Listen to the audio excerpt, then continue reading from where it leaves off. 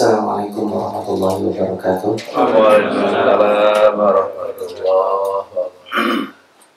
Alhamdulillahilladzi anzalal Qur'an. Asyhadu an la ilaha illallah wa asyhadu anna sayyidana wa maulana Muhammadan abdullahi wa rasuluhu la nabiyya ba'dah. Allahumma shalli wa sallim wa barik ala habibina Muhammadin sallallahu alaihi wasallam wa ala alihi wa ashabihi ajma'in, amma ba'd.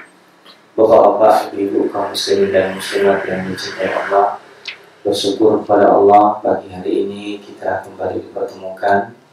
Bersyukur pada hari ini juga kita memulai hari kita, dan wabil khusus kita sudah memasuki bulan Dzulhijjah. Kita berharap mudah-mudahan awal bulan Dzulhijjah ini, karena Allah muliakan hari-hari ini, kita diberikan kesempatan untuk memaksimalkan peluang kebaikan. Dan mudah-mudahan juga para jamaah haji yang sebentar lagi akan menunaikan manasik mereka, Allah berikan haji yang mabrur, dan kita nanti kembali kepada keluarga yang selamat, dan kita yang belum berkesempatan pergi ke sana atau baik yang sudah bisa kembali menunaikan ibadah haji dan berziarah ke makam Rasulullah SAW. Baik, pada kesempatan kali ini kita akan melanjutkan halaqah tadabbur kita. Hari ini sampai ke halaqah yang ke-50. Biidznillah kita akan memulai surat yang baru, yaitu surat Ali Imran. Sekilas memberikan flashback bahwa surat Al-Baqarah ini memberikan kategori besar 3 jenis manusia. Manusia yang beriman dan bahkan bertakwa. Kemudian dikategorikan yang lawannya, yang berbalik, yaitu orang-orang kafir yang menolak. Dan ada wilayah abu-abu, yaitu orang-orang yang kelihatannya beriman, pada sesungguhnya mereka adalah orang-orang yang memusuhi Islam, yaitu dikenal dengan orang munafik. Sebab orang-orang munafik itu adalah karena mereka terbiasa dalam lingkungan pergaulan ahli kitab, khusus Yahudi atau Bani Israel, yang memiliki karakteristik yang sudah disebutkan Allah dalam surat Al-Baqarah, karakteristik yang sedemikian banyaknya. Kemudian di surat ini juga ada beberapa hukum pernah kita bahas, ya, baik berkaitan dengan hilal, berkaitan dengan puasa, berkaitan dengan sholat, kiblat, berkaitan dengan haji dan sebagainya. Dan bahkan terakhir kita membahas tentang masalah hutang piutang, ada dibahas di dalam surat Al-Baqarah, karena ini surat Madaniyah yang mengatur interaksi antar sesama manusia.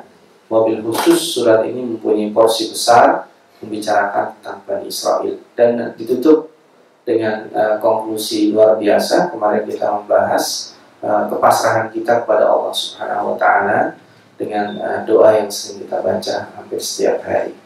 Nah, Ali Imran ini mempunyai dimensi berikutnya, masih sama, tema besarnya adalah merancang peta sosial yang baik. Ada rekayasa kebaikan sosial, akan tetapi nantinya ada dimensi lain yang melengkapi yang belum ada di dalam surat Al-Baqarah, yaitu ahli kitab dari kalangan kaum Nasrani. Wabil khusus nantinya dibicarakan bahkan dari proses jauh.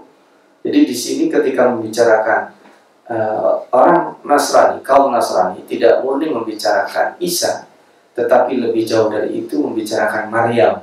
Bahkan bukan hanya Maryam, siapa Maryam, keluarga besarnya siapa, dan bahkan keluarga besar Maryam, yaitu Imran, ayahnya, dijadikan nama surat di dalam surat ini.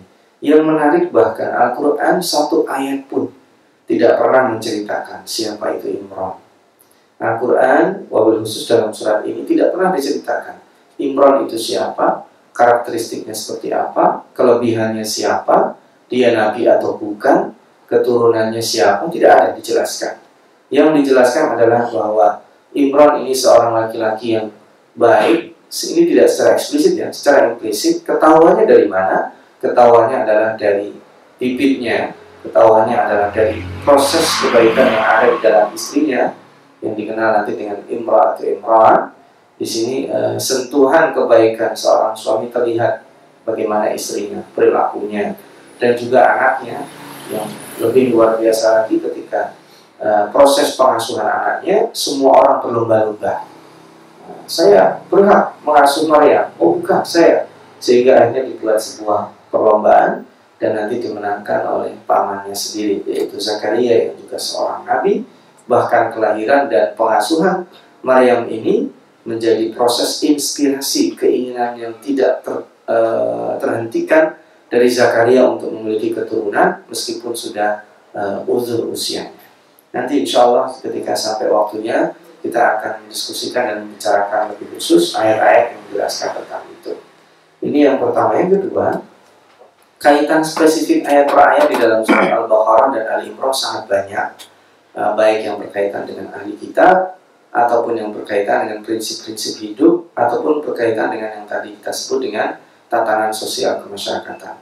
Makanya tidak heran jika surat ini dan juga surat Al-Baqarah disebut dengan surat Az-Zahrawiyah. Dua surat yang merupakan satu paket yang kita dianjurkan untuk sering membacanya di dalam rumah, ataupun kalau kita tidak sempat membacanya, maka kita bisa memutar kaset atau kita sering mendengarkan sehingga rumah kita menjadi sejuk. Dan ketika rumah sejuk itu, maka jin-jin yang usil yang tidak memiliki niat baik akan segan dan akan enggan untuk singgah di rumah kita. Ini yang kedua. Dan yang ketiga, bahwa surat Ali Imran ini salah satu surat yang panjang dari 7 surat yang ada di dalam Al-Quran. Dia juga ayatnya yang terpanjang kedua setelah surat Al-Baqarah. Dan ini dikatakan surat Madaniyah dengan ciri-ciri yang tadi kita sebut ya, tatanan sosial, ada pembicaraan tentang ahli kitab yang panjang, dan beberapa hal yang tidak dimiliki oleh karakteristik surat Makkiyah. Baik, kita akan memulai menandapuri 9 ayat pertama surat Al-Imran. A'udzubillahi minasyaitonirrajim. Alif Lam Mim.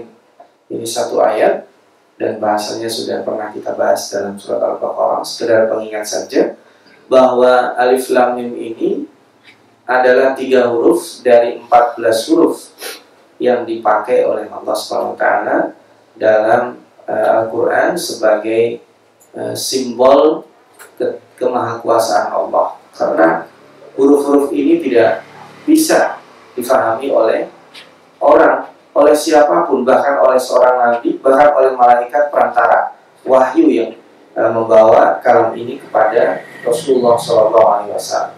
Dan padanan ini sama sekali tidak bisa ditiru.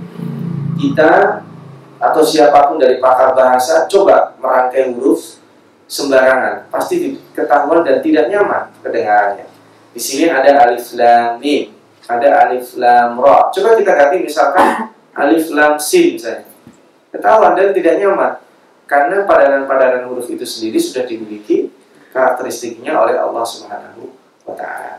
Nah, ini baru sudah kita bahas dan para ulama sepakat tidak ada satu orang pun yang bisa menguak rahasia makna di balik huruf-huruf seperti ini. Al-huruf al-muqatta'ah yang tadi jumlahnya ada 14 itu. Ada kadang terdiri satu huruf kayak qaf, nun, shad. Ada yang 2 huruf ya sin, ha, mim dan sebagainya. Ada yang 3 huruf seperti sekarang. Ada yang 4 huruf alif lam mim shad dan maksimal adalah 5 huruf. Seperti dalam surat Maryam, kaf ha ya itu 5 huruf. Nah, ini susunan-susunan huruf itu rahasia, simbol yang Allah Subhanahu wa taala hanya bisa mengetahuinya, kita tidak bisa mengetahuinya. Nah, hikmahnya adalah bahwa para jumhur ulama akhirnya mengatakan ini ada waktu tambih. Ini untuk memberikan efek supaya orang kemudian memperhatikan.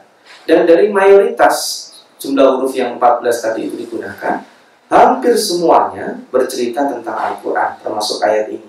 Setelah membicarakan alif lam mim, itu pasti nanti ujung-ujungnya cerita tentang Al-Quran, kecuali beberapa ayat saja. Nah, apa yang dikatakan setelah alif lam mim? Kalau yang kemarin dari kitab langsung di sini dijeda, ada jedanya. Allahu la ilaha illa huwal hayyul qayyum. Inilah yang tadi saya sebut kaitan penting. Kita pernah membahas ayat kursi. Ini cuplikannya. Allahu la ilaha illa huwal hayyul qayyum. Alif lam mim. Seolah-olah setelah diketok, ada apa ini? Yang mau bicara siapa? ada gerangan, apakah Allah memberikan ketukan atau simbol khusus maknanya yang tidak bisa diketahui itu? Allahu la ilaha illa huwal hayyul qayyum, bahwa Allah tidak ada Tuhan selain Dia, Al-Hayyul Qayyum. Ini Allahu la ilaha illahu atau la ilaha illallah itu kata-kata yang bisa dirangkai hanya oleh Allah saja. Coba kalau kita disuruh menyusun huruf terdiri dari 3 huruf, bisa menjadi bentuk yang difahami orang, bisa nggak? Itu sulit. La ilaha illallah atau Allahu la ilaha illahu itu hurufnya cuma 3, lam, ya, hamzah atau alif dan ha. Itu dibolak-balik jadinya kayak gitu. La ilaha illallah atau Allahu la ilaha illahu. Itu cuma 3 huruf dibolak-balik, dan itu tidak ada satu orang pun Arab yang sanggup merangkai kalimat yang bisa dipahami dari 3 huruf. Nah, ini mukjizat yang luar biasa. Yang kedua, Allahu la ilaha illallah ini adalah doktrin negatif ya, yang tidak bisa dipungkiri dari semua orang, bahwa padanannya meskipun qul huwallahu ahad, Allah itu Maha Esa, tidak ada cabang, tidak memiliki sekutu, tapi pada prakteknya Allah SWT itu sering diduakan. Makanya ini makna doktrin negatif ini. La ilaha disitu disebut dengan nafi, disitu disebut dengan baru illallah disebut dengan al-wala. Makanya ayat ini dikenal dengan la ilaha illallah itu dikenal dengan al-wala wal bara. Karena itu bahwa hidup manusia itu dia mengaku Tuhannya Allah, pada prakteknya Tuhan itu muncul. Pada prakteknya orang sering menuhankan selain Allah. Maka di sini perlu ada doktrin negatif setelah doktrin positif qul huwallahu ahad itu. Nah, doktrin negatif itu memang tidak bisa diterima akal. Tempoh hari kan saya pernah memberikan Al-Fakir berikan contoh ya. Bapak-bapak dan ibu-ibu tolong jangan bayangin gajah ya. Malah muncul gajahnya. Padahal saya suruh jangan bayangkan gajah, karena otak tidak mengenal doktrin negatif. Jangan bayangkan gajah, gajahnya muncul. Harusnya tolong ya bayangin sapi, harganya berapa sekarang? Mau Idul Kurban kan? Bayangin kambing, itu gajahnya sendiri hilang.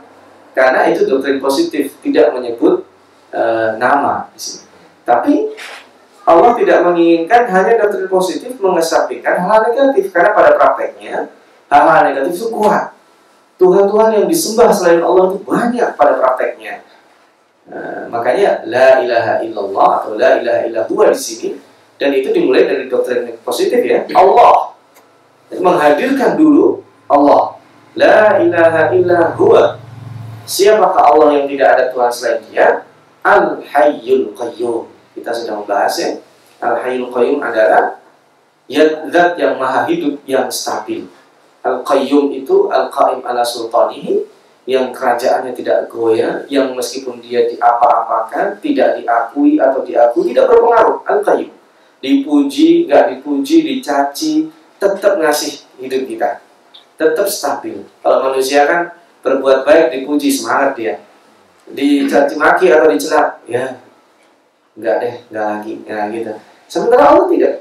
Al-Hayyul Qayyum, hidup kita sekarang sedang seger-segernya, habis bangun tidur, ibarat baterai habis dicas. Tapi nanti coba jam 12 malam kita belum tidur seharian, sudah bisa kebayang hidupnya di waktu itu. Ya, itu disuruh ngitung 4 kali 6, 6 kali 4 juga bingung dari pembicaraan sekarang ini. Nah, itu menandakan manusia tidak stabil hidupnya. Tapi Allah Al-Hayy, hidupnya stabil. Al-Qayyum, Al-Qaim ala sultani. Jadi yang bisa mengurus segalanya dengan sangat stabil, tidak tergantung mood seperti kita. Kita hari ini taat kepada Allah, diberikan nikmat. Hari ini seandainya kita kurang taatnya, diberikan nikmat. Hari ini seandainya kita bersyukur, diberikan nikmat. Tidak bersyukur juga diberikan nikmat. Karena sebenarnya pemberian nikmat Allah itu tidak bergantung dengan sikap kita kepada Allah. Tetapi yang membedakan antara orang yang dekat dengan Allah adalah dirinya, bukan Allahnya. Dirinya itu yang akan mengambil keuntungan kedekatan dengan Allah Subhanahu wa taala. Nah, lalu misi Alif Lam Mim ini lagi dilanjutkan, nazzala 'alaikal kitab. Ini nanti akan muter-muter bahasan kita seputar ini saja. Nazzala 'alaikal kitaba bil haqqi musaddiqan lima baina yadayhi wa anzala at-taurata wal injil. Allah Subhanahu wa taala yang menurunkan kepadamu Alkitab, yaitu Al-Quran bil haqqi, dengan benar, dengan adil, dengan sesuai, musaddiqan, sebagai pembenar, sebagai justifikasi, pendukung, lima baina yadayhi, yang turun sebelumnya, yaitu Taurat dan Injil. Itu perinci sih. Wa anzalat Taurat wal Injil. Ada menarik di sini pilihan kata-katanya. Ketika menurunkan Al-Quran, Allah menggunakan kata-kata banyak. Ada inna anzalnahu, ada nazzala. Artinya beda. Kalau anzala itu mengindikasikan itu diturunkan sekali turun. Tetapi kalau nazzala itu beberapa kali atau berkali-kali. Makanya bahasa Arab itu sangat kaya ya. Kalau kita kan, saya memukul, ya, itu bisa jadi sekali. Tapi saya memukul berkali-kali, harus ada tambahan. Kalau dalam bahasa Arab tinggal ditambah tasydid atau huruf depannya, itu artinya sudah beda. Maka anzala dengan nazala sama-sama itu menurunkan, itu artinya beda. Nazala menurunkan berkali-kali dan berproses kepada Nabi Muhammad SAW. Nah, ini juga mengukuhkan bahwa Al-Quran itu tidak diturunkan kayak kita ngasih buku ke orang, gitu enggak, tetapi berproses. Nah, beda dengan Taurat dan Injil yang di sini dikatakan wa anzalat Taurat wal Injil, itu langsung sudah satu paket. Al-Quran dikasihkan kepada Taurat dan Injil dikasihkan kepada Nabi Musa dan Nabi Isa AS. Nah, Taurat sendiri ada berbagai, saya baca semalam itu sampai berhalaman-halaman. Taurat itu diambil dari kata-kata apa, Injil diambil dari kata-kata apa. Ada yang mengatakan Taurat itu dari bahasa Arab yang berarti al-wuriyah, al-wazni taf'ilah, al-mawriyah, tapi kemudian diganti. Nah, ini diambil juga Taurat itu dari pelatuk. Kalau orang nembak ketika melesat, karena dia ingin menembus ya. Atau Taurat itu diambil karena di dalamnya banyak simbol. Banyak simbol-simbol, maka disebut dengan Taurat. Nah, kalau Injil, ini Al-Fakir ambil kesimpulan globalnya saja ya, karena beberapa perbedaan pakar bahasa di situ. Kalau Injil ada yang mengatakan diambil dari kata-kata an-najal atau an-najlu. Itu air yang keluar dari bumi. Mungkin apa ya?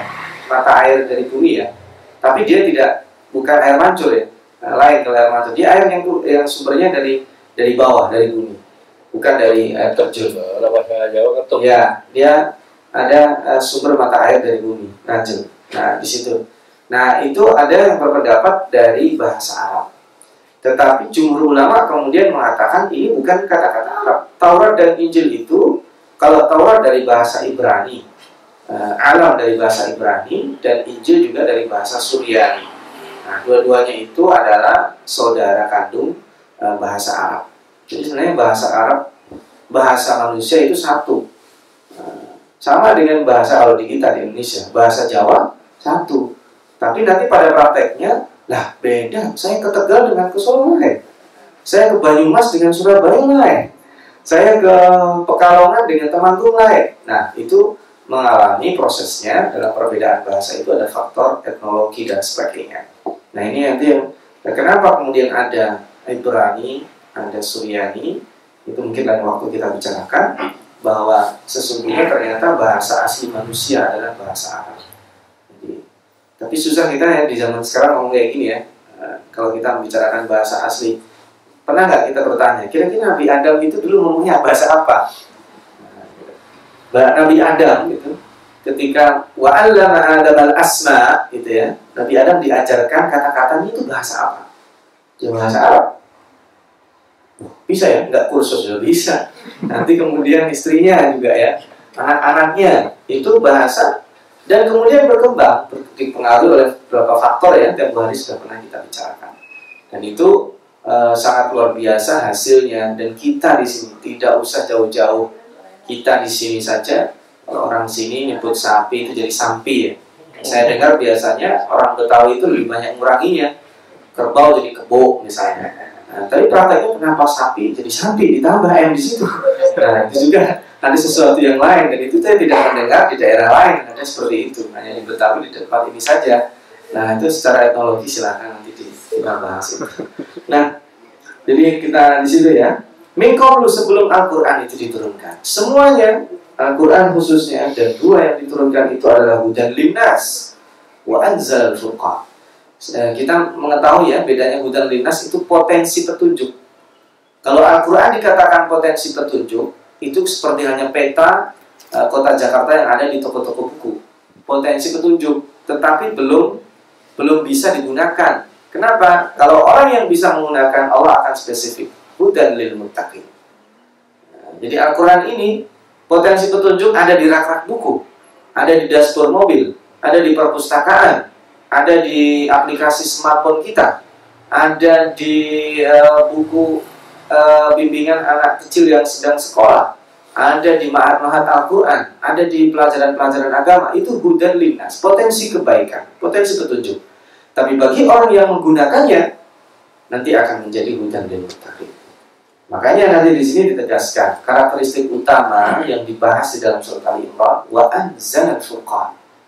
Jadi Al-Quran yang nazzala tadi itu misi semuanya adalah Al-Furqan. Nah, bukan berarti loh gimana sih Allah nggak konsisten, katanya nazzala diturunkan berkali-kali, kok wa anzalal furqan Allah turunkan sekali itu Al-Furqan. Beda. Nazzala Alkitab, Alkitab yang di antara nama terkenal Al-Quran itu selain Al-Quran itu Alkitab. Alkitab adalah juga bentuk mukjizat futuristik.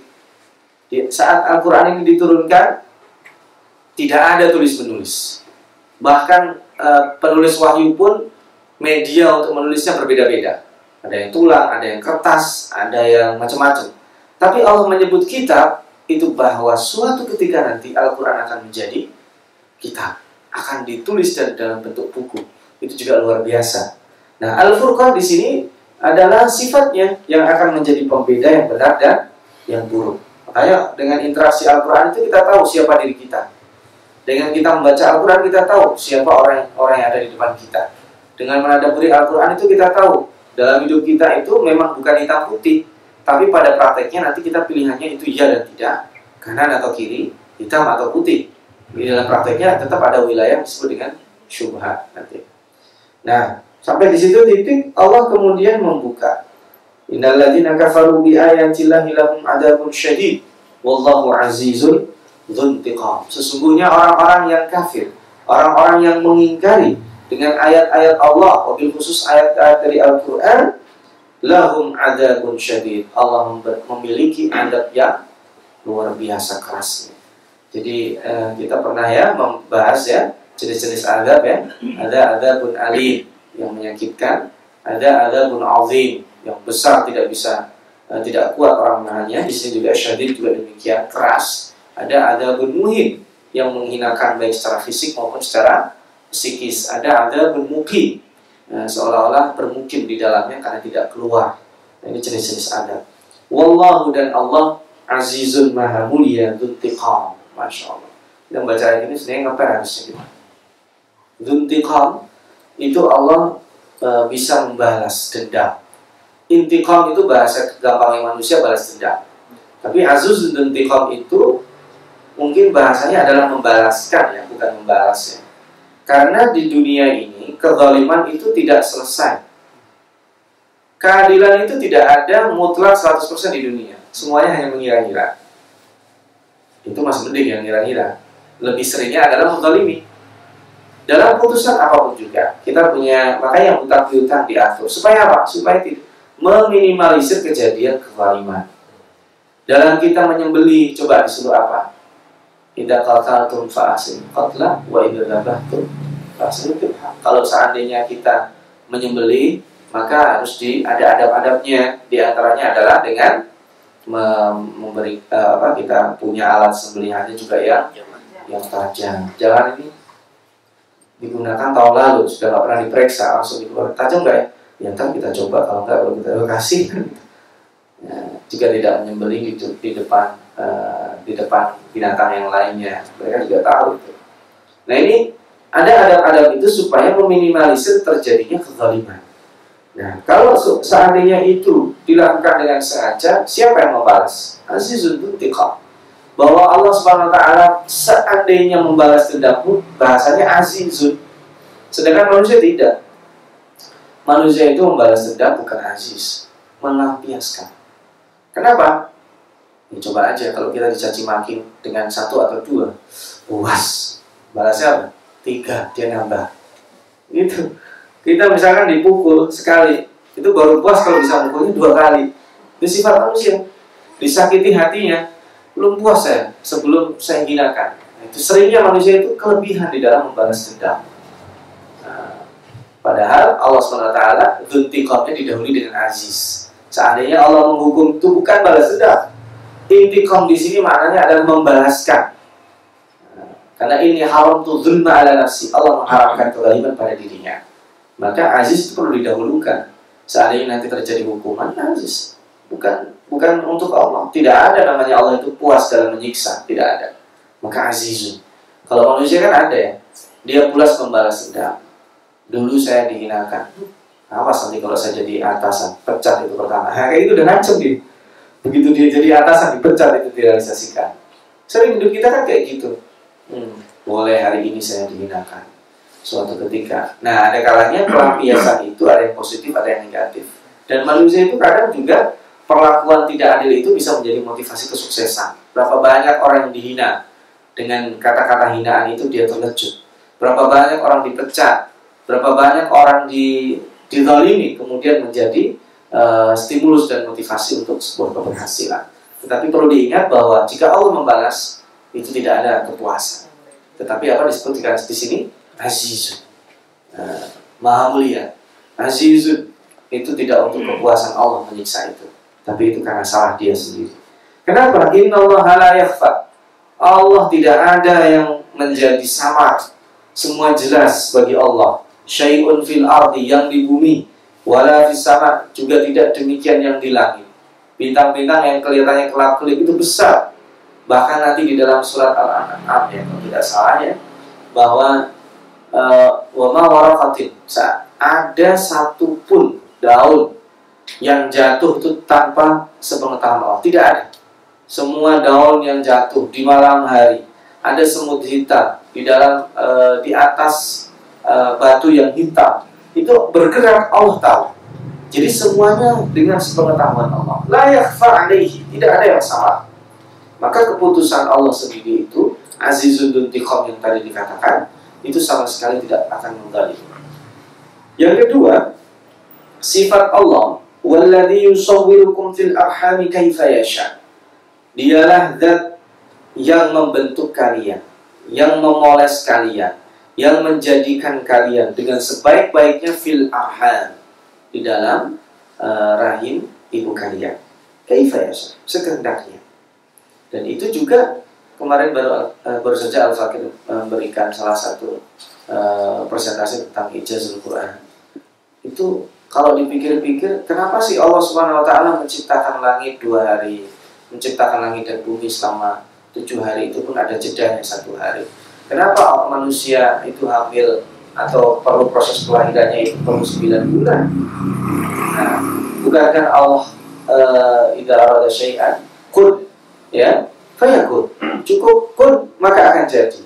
Apa maknanya dengan proses-proses itu? Yusawwirkum fil arham selama rata-rata 9 bulan ya normalnya. Nah, itu supaya kita juga mengikuti, supaya kita juga bersyukur, supaya kita juga mengatakan ini takjub luar biasa. Ketika dalam surat An-Naml selama 5 kali Allah sebutkan A'ilahun ma'allah, adakah Tuhan bersama Allah yang sanggup seperti itu? Dari mana itu tumbuhnya kuku? Dari mana datangnya daging? Dari mana datangnya tulang? Dari mana datangnya nanti gigi? Dari mana datangnya rambut? Ya meskipun dulu ketika Fakir pernah buat telur asin, orang yang tidak tahu juga bingung ini gimana masukin garam minyak. Nah, kita punya teori, tapi itu sangat sederhana. Nah, ini bukan sesederhana itu. Sel otak anak kecil itu sudah bukan ribuan lagi, jutaan syaraf itu sudah ada ketika seorang lahir. Jantung sudah berdetak sebelum kita keluar dari rahim ibu kita. Nah, itu adalah zat yang tadi azizud dzuntiqam. La ilaha illallah. Diulang lagi. Ini untuk dokter negatif ya. Pada dasarnya manusia kurang bersyukur ya karena la ilaha illallah di sini. Pada prakteknya dia tidak mau bersyukur. Ketika sudah punya anak, tadi minta anak, tapi ya anak saya mau bandel-bandel nih. Nah, jadi anak saya, aduh, ada kurangnya. Jadi manusia tidak melihat dimensi positif ketika diberikan nikmat oleh Allah SWT. Maka di sini doktrin negatif didominankan lagi ya, Al-Aziz, ya kan? Allah memberikan itu tidak ada kepentingan. Aziz, Allah Maha Izzah. Al-Hakim, penuh dengan hikmah. Pemberian Allah berupa anak, kejadian yang ada di dalam rahim, hal-hal yang ada orang melahirkan sampai prosesnya luar biasa susahnya. Ada yang sulit mendapatkan keturunan, ada yang dikaruniai sangat mudah sekali, anaknya banyak sekali. Itu adalah tanda-tanda kekuasaan Allah. Ya, ini ya, ada dua. Kemudian balik lagi temanya tentang kitab. Walladzi anzala alaikal kitab. Ini kalau kata-kata anzala itu bukan berarti sekali turun, tetapi proses penurunannya ini bisa jadi awal turunnya atau semuanya itu disebut dengan proses penurunan. Nah, tapi kalau yang benar itu nazzala berarti membicarakan detil per detil karena Al-Quran diturunkan tidak sekaligus. Dialah yang menurunkan kepadamu Alkitab atau Al-Quran tadi ya, yang di dalamnya terdapat ayatun muhkamat, ayat-ayat yang jelas, hunna umul kitab, yang dijadikan rujukan. Di ayat yang jelas dijadikan rujukan. Maka ayat-ayat hukum itu rata-rata tidak bisa ditakwil kecuali penakwilan prakteknya. Ya, sholat. Ada yang orang mencoba menakwil wa aqimis sholata lidzikri, dirikanlah sholat untuk mengingatku. Ditakwil sama dia, saya kerasaan bisa mengingat Allah tanpa sholat. Kalau gitu saya nggak wajib sholat. Nah itu keblinger. Dia nggak tahu dia bahwa sholat itu nggak bisa ditakwil. Meskipun jumlah rakaatnya tidak ada di sini, tidak bisa ditakwil. Puasa tidak bisa ditakwil. Haji tidak bisa ditakwil. Yang bisa ditakwil itu nanti prakteknya, teknisnya maksud al-fakir. Cara sholat, maka terjadi penakwilan. Menurut mazhab ini caranya seperti ini. Menurut mazhab ini caranya seperti ini. Nah, tapi penakwilan dalam non teknis itu tidak ada. Itu disebut dengan muhkamat sebagai rujukan. Nah kalau hukum ditakwilkan bahaya. Kalau hukum secara ideologis ditakwilkan bahaya. Kita sudah final, sholat wajib, puasa wajib sudah final, haji wajib yang mampu wajib dan sebagainya. Kurban juga ada dalam Al-Quran, tapi Allah la yanalullahu luhumuha wala dima'uha. Bukan masalah daging dan darahnya, tetapi ketakwaan. Walakin yanaluhu taqwa. Prosesinya seperti apa? Nah, itu yang terjadi ikhtilaf. Kambing yang disembelih seperti apa? Nah, di situ masalah teknis. Masalah teknis tidak terlalu penting bagi Al-Quran karena sudah diatur di dalam hadisnya. Nah, di antara itu ada juga wa ukharu mutasyabihat. Ada ayat-ayat lain yang mutasyabih. Mutasyabih itu ayat yang samar. Samar itu artinya banyak. Dan sebenarnya kalau bahasan ini, bahasan ulumul Quran dan masuk masalah fikih, ini panjang. Al-Fakir singkat saja bahwa mutasyabih itu ayat-ayat yang tidak bisa langsung difahami apa adanya. Jadi ada kandungan makna yang banyak. Contoh misalnya Allah Subhanahu wa Ta'ala itu istawa alal arsh. Allah bersemayam di singgasananya. Mohon maaf. Loh, kalau raja duduk di singgasana ketahuan. Nah, Allah bersemayam di singgasananya. Allah duduk, gitu maksudnya. Nah, di situ terjadi perbedaan ulama. Nah, ini yang disebut dengan ayat-ayat mutasyabih. Dan di antara ulama memasukkan alif lam mim termasuk ayat mutasyabih karena mau tidak bisa dipahami. Dengan jelas kalau muhkamat dipahami, dengan jelas kalau mutasyabih tidak bisa dipahami. Nah, itu singkatnya seperti itu ya. Fa'amal ladzina fi qulubihim zayg. Sementara orang yang ada di dalamnya zayg. Zayg itu potensi yang kemudian menonjol terlihat itu melenceng, menyeleweng. Fayattabi'una ma tasyabaha minhu. Lebih suka ayat-ayat yang mutasyabih ini ternyata. Ibtigha'al fitnah wa ibtigha'a ta'wili. Untuk memunculkan fitnah di tengah masyarakat, anti kemapanan dengan alasan kita harus lebih progresif menafsirkan Al-Quran, jangan cumut. Makanya yang sudah mapan ditakwili lagi sama dia. meragukan lagi, ada tasydid di situ. Ada gerakan bahwa kita tidak perlu lagi menggunakan ayat-ayat warisan di dalam Al-Quran. Tidak perlu lagi kita sholat, karena ada wa aqimis sholata lidzikri. Tidak perlu lagi puasa, karena puasa itu arti bahasanya menahan. Saya bisa menahan nafsu tanpa puasa gitu. Ini puasa nggak wajib. Haji juga nggak usah jauh-jauh ke sana, kita di sini aja buat kabar-kabaran kita keliling misalnya. Itu karena kita tidak tahu seperti apa yang dimaksudkan haji oleh Allah kata mereka. Padahal itu muhkam, tapi dikategorikan di tarik-tarik yang mutasyabih. Nah, padahal yang mutasyabih itu jumlahnya tidak banyak. Nah, juga intigha ta'wili. Nah, ini juga sebenarnya ngeri-ngeri gimana ya? Dulu kan dalam mukadimah kita dalam halakat tadabbur Al-Quran Al-Fatih sampaikan apa yang dikatakan Imam Fakhrul Razi. Kalau ingat man qala fil Qur'ani bi ra'yihi falyatabawwa maq'adahu minan nar. Orang yang mengatakan tentang Al-Quran dengan akalnya, dengan pendapatnya, siap-siap pesan kursi di neraka. Imam Ar-Razi baca hadis ini ngeper dia. Tetapi kalau kayak gini membuat kita ngeper, ya mutiara Al-Quran tidak akan bisa tersampaikan.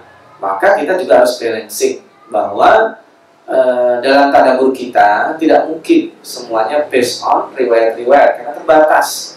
Nah, pendapat-pendapat atau akal atau ta'wil itu koridornya kita harus jelas. Akar bahasanya, kemudian panduannya tidak menyelisihi ayat-ayat yang muhkam. Wa ma ya'lamu ta'wilahu illallah. Ayat-ayat yang mutasyabih itu tidak bisa diketahui kecuali Allah. Nah, ini ada dua pendapat. Ada yang mengatakan berhenti di sini. La ya'lamu ta'wilahu illallah titik. Warasikhuna fil ilmi, orang-orang yang mapan di dalam keilmuannya, ilmu agamanya, ilmu perangkat untuk memahami Al-Quran sudah cukup. Yaqulna amanna. Cukup, kami beriman kepada itu. Qul indi rabbina. Ini mazhab ya, salaf ya, mazhabnya Imam Malik. Wastawa 'alal 'arsy misalnya. Allah duduk di atas singgasana. Kata Imam Malik, al-istiwa ma'ruf. Duduk atau bersemayam mafhum, sudah diketahui. Wasu'alu anhu bid'ah. Dan kalau ditanyakan, Allah duduknya gimana? Bid'ah, nanya kayak gitu. Nah, itu kata Imam Malik. Tapi kan sulit, anak-anak sekarang kan lebih cerdas ya. Nah, makanya justru sebagian ulama mengambil mazhab bahwa itu harus ditakwili. Bersemayam di atas singgasana itu artinya apa? Allah SWT ketika mengatakan ya Allah, tangan Allah. Allah punya tangan. Kalau mazhabnya ini, mazhab yang cara baca kayak gini, tangan sudah bisa diketahui. Tapi kalau tiga tangannya Allah gimana? Pertanyaan itu bid'ah. Tapi susah kan, anak-anak sekarang kan pasti bertanya. Perlu visualisasi. Makanya dilarang memvisualisasikan Allah. Allah tidak boleh kita visualisasikan. Karena nanti kita akan jauh dari yang kita bayangkan. Gimana Allah ya? Nanti kalau ketemu kita buktikan aja. Tidak usah dipertanyakan. Nah, itu mazhab yang paling aslam, selamat. Nah, kalaupun kita menakwilkannya jangan terlalu jauh dan jangan bertentangan dengan yang muhkam. Kullu min indi rabbina, kata ar-rasikhuna fil ilmi. Ini kalau kita berhentinya sebagian besar mushaf itu wa ma ya'lamu ta'wilahu illallah titik. Di situ disebut dengan waqaf lazim. Ada yang mengatakan wa ma ya'lamu ta'wilahu illallah war-rasikhuna fil ilm. Nah, itu berarti yang mengerti ta'wilnya Allah dan orang-orang yang diberikan ilmu. Boleh membaca seperti itu. Tapi itu sedikit. Karena rata-rata Al-Quran itu pasti berhentinya di illallah untuk sopan satunya. Tapi sebenarnya orang-orang yang diberikan ilmu itu ada. Seperti Ibnu Abbas itu dengan doa Nabi Muhammad SAW, faqihu fiddin wa 'allimhu ta'wil. Nah, itu di antara ta'wil Al-Quran sini. Wa ma yadzakkaru illa ulul albab. Ulul albabnya orang-orang yang bisa mengetahui hikmah itu, bisa memahami az-zikr. Maka mereka berdoa, Rabbana la tuzigh qulubana. Dari zikr tadi, ya Allah jangan engkau tarik-tarik hati kami itu supaya tidak nyeleweng setelah engkau berikan hidayah kepada kami. Wa hab lana min ladunka rahmah. Sebagai gantinya berikanlah kami rahmah, innaka antal wahhab. Wahab itu zat yang memberinya gak putus-putus, zat yang memberinya tanpa tendensi, Zat yang memberinya tidak punya perasaan apa-apa ingin dibalas, bahkan hanya sekedar terima kasih, Wahhab itu disebut. Sementara maka doa ini sebaiknya kita juga sering membaca, karena ini juga bukan hanya ma'thur dari Rasulullah SAW, tapi diajarkan Allah. Ini sering kita baca, Rabbana la tuzigh qulubana ba'da idh hadaitana wa hab lana min ladunka rahmah innaka antal wahhab. Ini dalam doa ini.